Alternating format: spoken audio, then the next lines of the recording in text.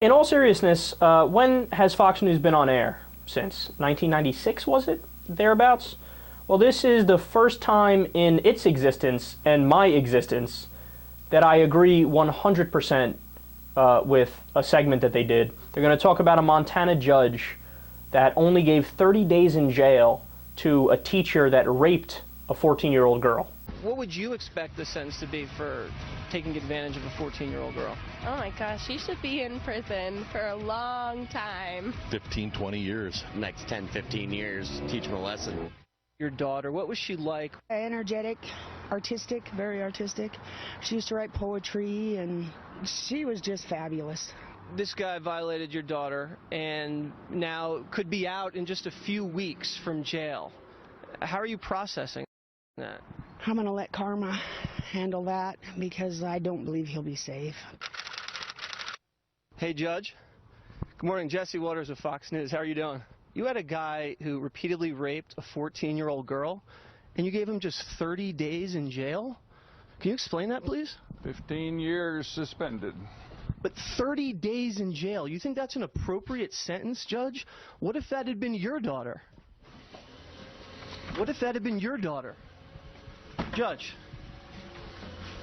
Excuse me. Judge, you answer the question. Okay. Here's Waters. Now, let's go over this thing. There is a chance that this guy is going to get a stiffer sentence. The state is going to go back and impose it, right? Yes. It's an illegal sentence under Montana state law. It's a 2-year mandatory minimum for statutory rape Baugh not only, on a 14-year-old. Right. Not only did he give an outrageous sentence, but it was illegal. It was an illegal sentence, so Right. he tried to have a do-over and tried to change the sentence, but the Montana Supreme Court stepped in and said, no, no, no, this is going to have to go through the natural appeals process.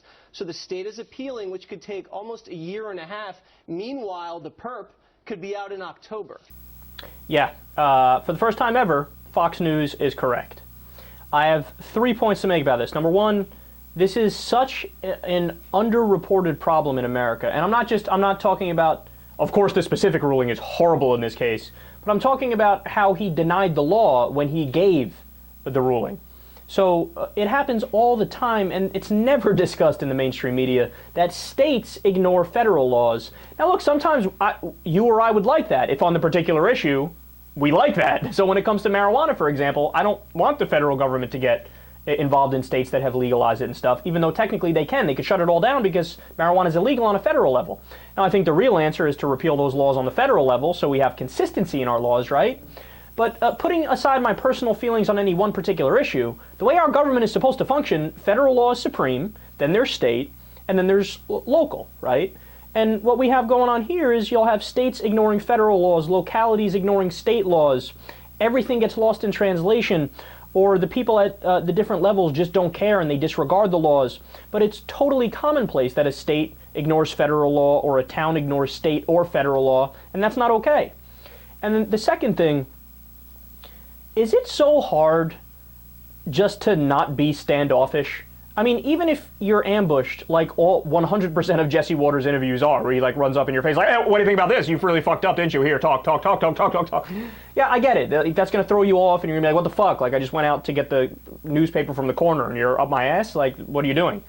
But is it really that hard? I mean, look, the guy already admitted that he's an idiot and he fucked up, right? He, in fact, like they said, he tried to redo the case. He's like, yeah, I shouldn't have done 30 days. Of course, it was after the outcry from the people, because he made a comment like, well, the 14-year-old was just as responsible as the man. Insane, right?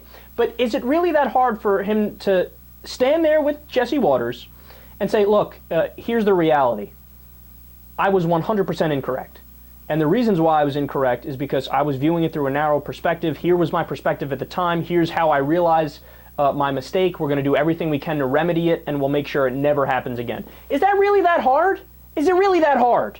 Well, apparently it is, because everybody under any circumstance, if it's an interview that feels like an ambush interview, even if there's somebody we like, right, they'll immediately be like, I gotta not talk.